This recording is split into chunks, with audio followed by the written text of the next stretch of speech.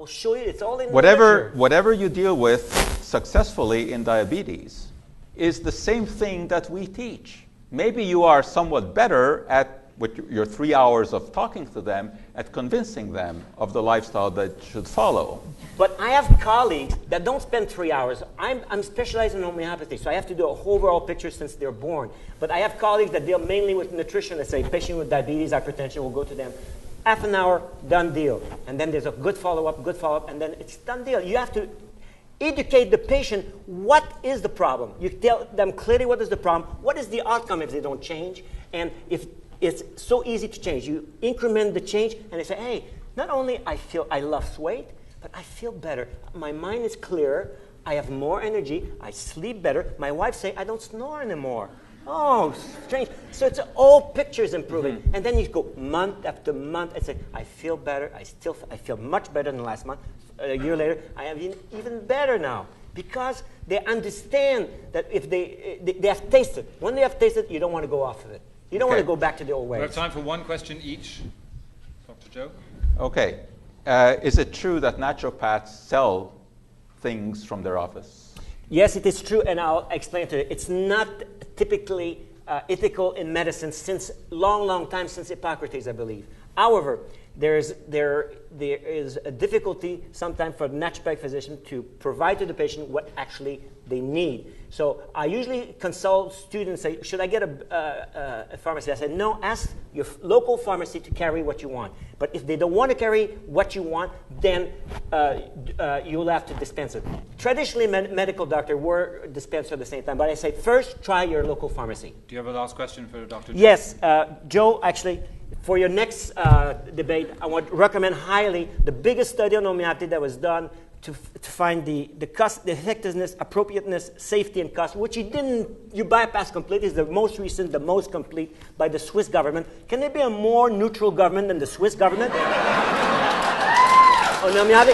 Okay, is that a question or no, a statement? I'm suggesting Scientific Foundation of Homeopathy by Victor Gutmann, a chemist like you, got most prize of chemistry except Nobel Prize. You should read it. Very, very interesting. Okay, since that's not a question, I'm going to stop you there. I'm going to ask you all to clap. Enjoy that little exchange. Thank you very much.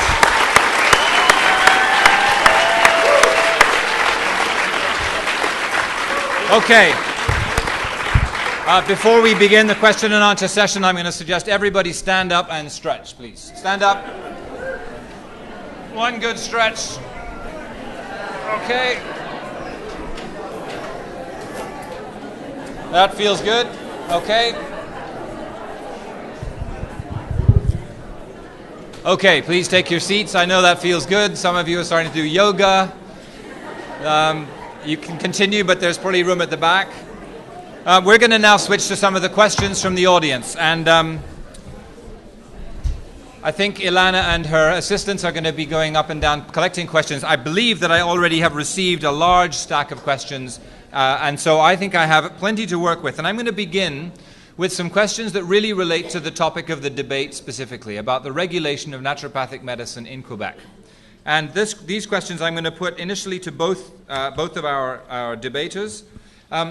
First of all, Dr. Saine, you can answer this one. What is the difference between a doctor of naturopathy and a naturopath? Okay, very good. Listen, Joe often went back and forth between naturopathy and naturopathic medicine. The subject tonight is not naturopathy, it's naturopathic medicine. So it means that people that follow a course of medicine. And what about a naturopath? What does that mean? Naturopath could be, anyone can improvise themselves as a naturopath. Because there are schools, there could be weekend courses, it could be one-year courses. But naturopathic medicine is a very particular profession with a very particular education, a way of regulating the profession, and a very distinct way of practicing medicine. So, very distinct. Let's not confuse naturopathy with naturopathic medicine. Okay, that's a very good answer to that question. Thank you. This question is for Dr. Joe. You said what we need is better control. Wouldn't making naturopathic medicine regulated accomplish this? Yes, I don't disagree with that at all. I said that it should be regulated to get the quackery out of there. Absolutely. I think we're coming to some agreement. Dr. Saine, how would you regulate naturopathic medicine? Well, we did attempt to regulate naturopathic medicine in Quebec. I met the Minister of Justice, who was in charge of the Office of Profession, in 2004, if my memory is good, November. And he said, once he heard about the profession, I said, I want this profession, he said to his attaché politique, he said, I want this profession to be recognized. Have them call the Office of Profession and tell them they were going to be sending their file. Did we progress? No. Why? Because Quebec has no expertise to evaluate our file. Vermont has, Nova Scotia has, Maine has, New Hampshire has, with very small population. But Quebec, we don't have the expertise. Thank you. Question for Dr. Joe. It's a political problem. Aren't they all political problems? Question for Dr. Joe. About a number of questions about the placebo effect, and I'm just going to pick one. If the homeopathy is based purely on the placebo effect, how is it that babies, children, and animals respond so well when they have no idea that they are taking a remedy? There's vast literature on homeopathy. Obviously, you have those books. And as you well know also... we'll save the gifts for the end. I'm sorry that I didn't bring my 14 books. I should have. There's, as you undoubtedly know, there's vast literature on homeopathy in babies and in animals. This is not an unusual question. This has been extensively investigated, and it has been clearly shown that it's perception bias. It is the observer who will observe the same thing and come to a different conclusion. We've actually, believe it or not, done some studies on this, admittedly not rigorous enough in order to publish. But we did one a few years ago whereby we had a number of people who had colds, and we recorded the coughing and sneezing frequency on a tape recorder, and we gave them what we said was a wonderful new cold remedy, which they took, and asked them in the 3 hours after, because we said that this works immediately. We asked them in the 3 hours after how they did. The answers were overwhelming, that it was wonderful. They felt better. We played back the tape, exactly the same coughing, exactly the same sneezing frequency.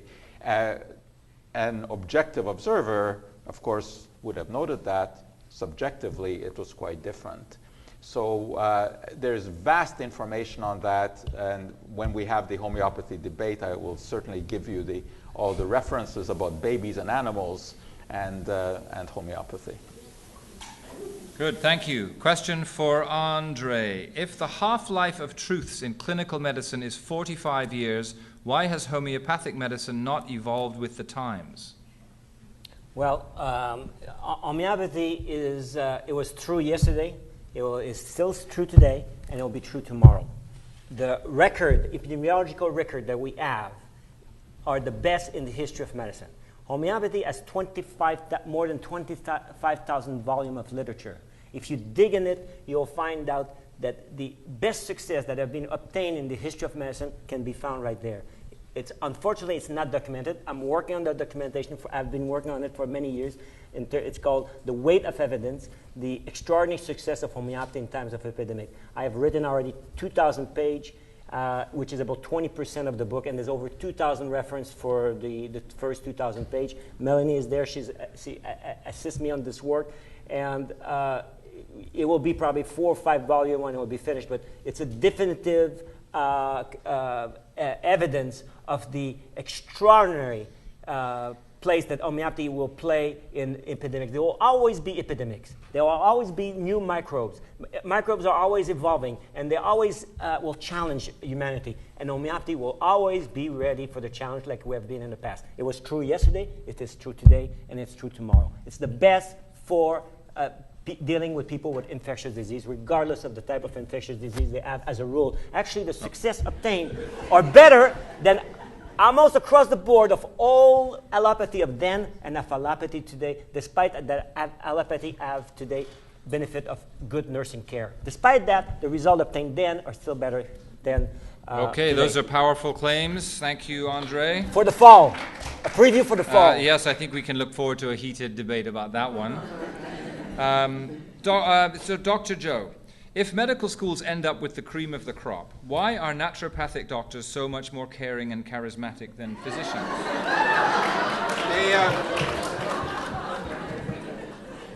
Let me tell you that our medical students start out as charismatic and as caring as anybody. And if you were with me when we interview them, I think you would agree.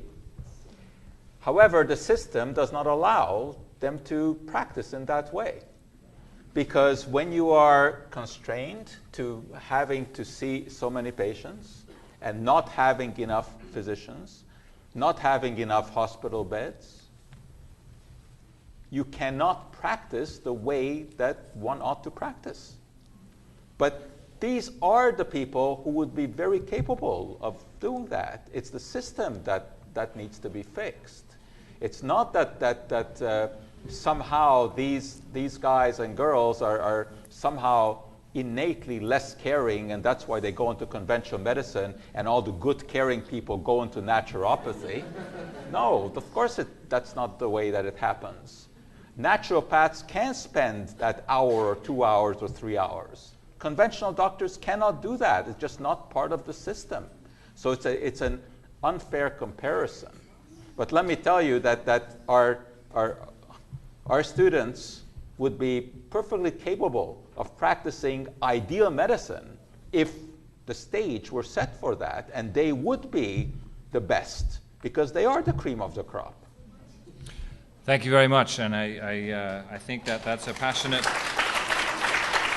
and reasoned response. A question for André. André, where do you define the limits of naturopathic medicine? The limits of naturopathic medicine are the limit of nature. So if the patient breathes, there's life. If there's life, there's a possibility for healing. However, you have to, one of the roles of the physician is to provide a prognosis. Aside from the diagnosis, there's a prognosis. And you have to say to the patient, listen, you're on your last leg. However, as long as you're breathing, you're living. As long as you're living, there's a healing power. Let's try it. Let's see what happens. And miraculous change happen very, very commonly. And there are lots of cases in the literature. I have a textbook at home. It's called Spontaneous Remission by the Naturopathic Science Institute. And it's thousands and thousands of cases reported in the conventional medical literature of spontaneous remission. From the Lancet, New England Journal of Medicine, JAMA, all cases that were supposed to die, the terrible prognosis, have all recovered without treatment. I think you've made a very good point here, because you said that naturopathic medicine has no limits. No, I didn't say that. That's exactly what you said. I didn't say that. That's what you said. I said nature. The limit is nature, not naturopathic medicine. Okay, so to answer the question then, what are the limits of naturopathic medicine? If you're regulating naturopathic medicine, how are you going to put limits around the scope of practice? I think that's the essence of the debate. Well, what are those limits of the scope of practice? I'll answer your question second. I'll ask. Would you please ask your the question again? What are the limits? It's the same question. Yeah, what are the limits of naturopathic medicine? Okay, the limit of naturopathic medicine. Okay. The limit of the naturopathic medicine is the limit of the physician to be able to apply the principle and the science of naturopathic medicine. That's the limit. However, if the physician, the student, must be trained to know their own limit. So therefore, they know when to refer, when to ask for help, when they have to have more diagnostic care. So they have to work as a team. So their limitation is really the physician, the capacity to apply the principle. Well, how would you practically regulate that? What law like would you write? Like it is in Oregon, naturopathic medicine are physician according to the law, and if they have the right to send the patient to the hospital to a specialist to get further diagnostic care. Would you look for the right to prescribe medicine? Well, naturopathic physicians have the right to prescribe in many states. And would you want that right? It's not me as a practitioner, because I would want, because I prescribe homeopathic remedy. It's a prescription. You don't have to prescribe that. No, it's a prescription. It's a prescription because some of our colleagues are being charged for practicing medicine to have written magnesium supplements, and they're charged for practicing medicine. No, I would like to be able to say, I'm prescribing to you a homeopathic remedy, and you go to the pharmacy and go. Would you like to prescribe antibiotics? I have had the right. It's interesting. I've had the right for 6 years to prescribe antibiotics. I have never used it. I've seen some of the most difficult cases in medicine. If you want, I'll come to your class. So you think that antibiotics have no role in medicine? I'm not saying that, but I say if somebody Well, can you just apply said the... that. No, I'm not saying that. I'm saying if somebody can apply the principle of naturopathic medicine, the success you can obtain in patients with an infectious disease, even the most serious, are phenomenal. Absolutely phenomenal. If you invite me to your class, I'll present some case. Okay, I'm going to stop this question here because I think I think we need to move on. I'm going to ask Dr. Joe a question. In the U.S. Congress, the National Institutes of Health set up a unit, the National Center for Complementary and Alternative Medicine, to do testing of CAM remedies. After testing hundreds of remedies at the cost of hundreds of millions of dollars, do you know if there have been any single therapies that have been shown to be effective through those studies? No, NCAM has not come out with anything positive at the cost of billions of dollars, which is, of course, indicative. It's also important because they've also shown what doesn't work, which is a very important thing to know. Thomas Edison, who, of course, you're familiar with because he didn't invent the light bulb. That's a misconception. He perfected the light bulb. By trying hundreds and hundreds of different filaments to see which one eventually would work. And one day after he had tried about 1,000, one of his assistants came to him and said, Mr. Edison, you know, aren't you wasting your time? You've tried 1,000 things, none of which work. And he said, no, it wasn't a waste of time at all because now I know that there are 1,000 materials that will not work in the light bulb. So NCAM has done some of that. They've shown what doesn't work. Unfortunately, most of it doesn't. I wish I could sit here and agree with André on everything, that antibiotics are not necessary, that you can cure infections by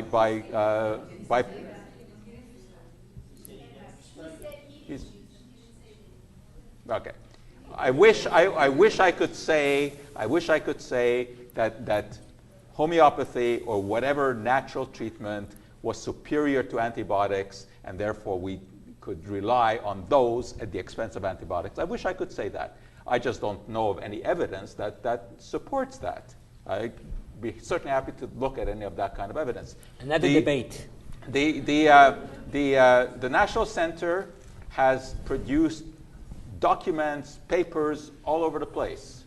In fact, I just spoke to the director of that office last week because we're going to do a radio interview. And she said that she herself was very disappointed because a lot of the stuff that she thought would work, echinacea was an example, homeopathy was another example, that in their studies, it just did not. And these are people who, in fact, are very, very pro. I mean, you know that the first head of NCAM was Jones, who was a homeopath. And he's completely changed his mind. Jonas. He completely changed his mind. You look at Edzard Ernst. Edzard Ernst is a classic example. Trained in Germany as a homeopath. He did 2 months of homeopathy. He's not trained. He never completed his exam. He's a fake. He's a fake. Well, all right. Look in the literature. Look at Google him and you'll see the German literature. We're not going to debate if Edzard Ernst is a fake or not. I think that... He never completed his work. He did 2 months of training instead of 2 years of training. You cannot say you're homeopath. That's cheating. All you have to do is look at the amount of work that he's produced. Look at the biased work. Totally biased work. Okay, I'm going to top this question here. This is where I get my arms out. I'm going to ask one more question to each of our debaters, and this one is for André. It was said that a BA is required to go into naturopathic medicine and that there's a strict curriculum to follow. However, there are schools in Quebec that one can attend that are not as strict, and they would still be recognized as naturopathic doctors. Is this not dangerous? That's what the question is. Is this not dangerous for the public? So again, I think I answered that question before. There's a distinction between School of Naturopathy and School of Naturopathic Medicine. School of Naturopathy will graduate naturopath or naturotherapist or whatever, and School of Naturopathic Medicine, there are 7 that have been accredited by the Council of Naturopathic Medical Education, which is supervised by the U.S. Department of Education, and there's 1 here in Quebec now that is germinating at this moment, and graduate from those schools will graduate with a Doctor of Naturopathic Medicine and will be eligible to write national exams called the National Physician Exam both in the United States and Canada, and then they will be eligible to write state and provincial exam. Graduates from School of Naturopathy in Quebec have no eligibility to write any exam, state or provincial, anywhere in North America. Thank you very much. Last question. This is a two-part question. I'm only going to ask the first part. Dr. Joe, there is quackery in naturopathy and there is overprescription in medical treatment. It seems each side would benefit from each other's knowledge. If not regulation as a primary care, how else do you propose that this collaboration could be encouraged? Well,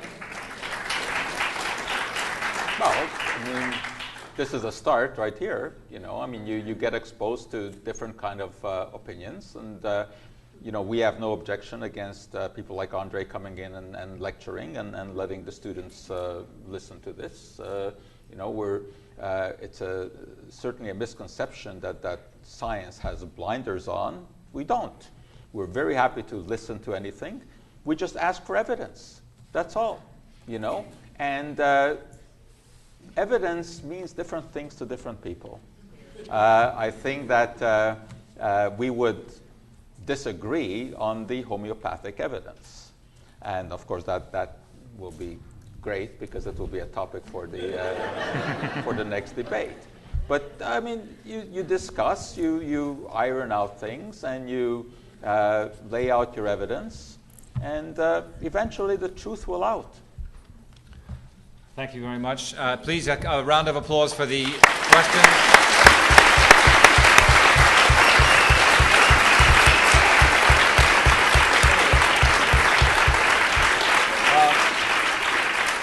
I probably have about 50 different questions here. I apologize to those of you whose questions I did not ask. Maybe, Alana, there's something we can do with this. There are some really intriguing questions here. Maybe there's an opportunity for follow-up. Anyway, we're now reaching the end, and I'm now going to invite our two debaters to take the last 2 minutes to do their final arguments, and then that will be the end of our evening. So with that, I will turn to André and ask you have 2 minutes to make your closing statements. I'll find my slide there.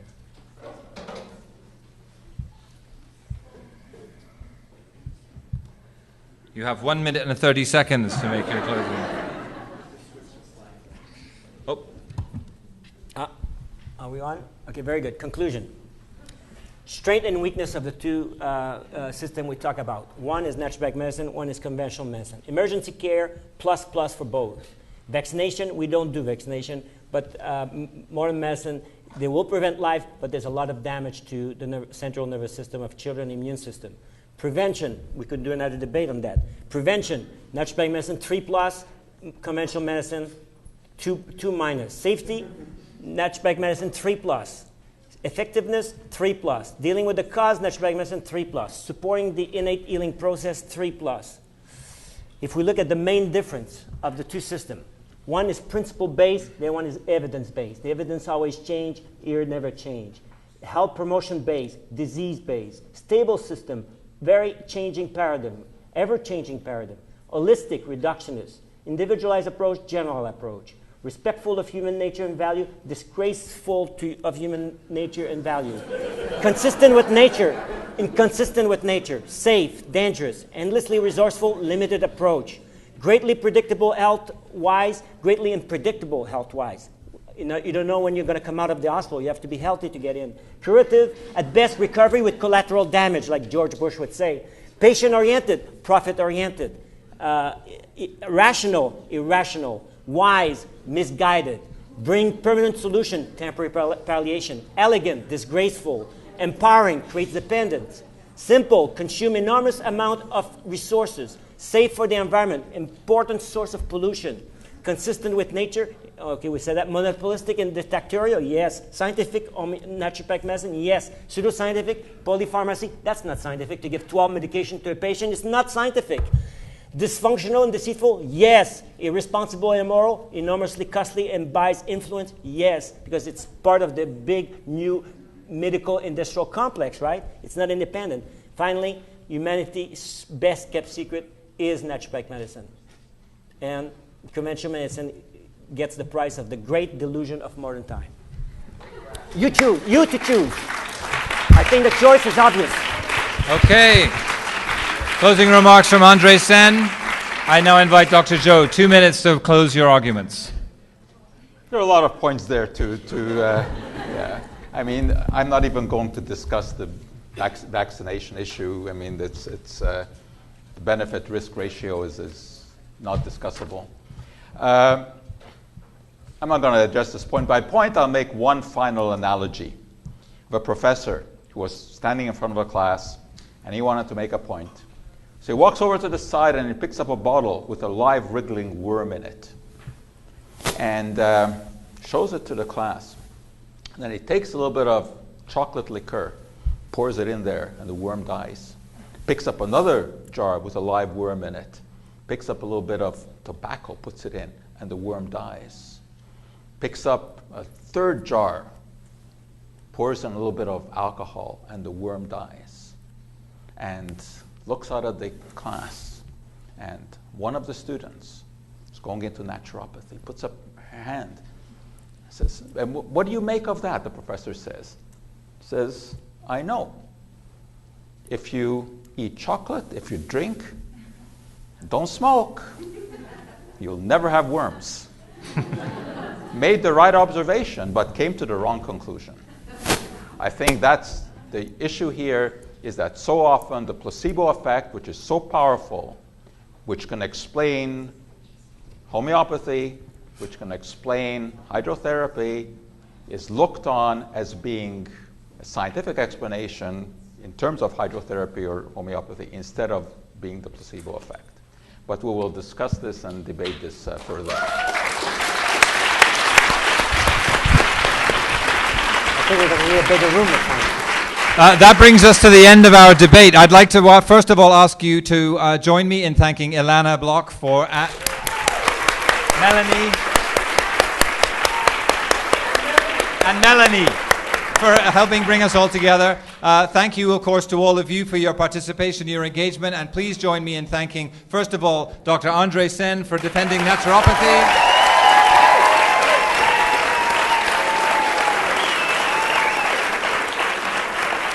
And the very brave Dr. Joe Schwarcz for defending science. Thank you all very much. Have a safe trip home. Good night.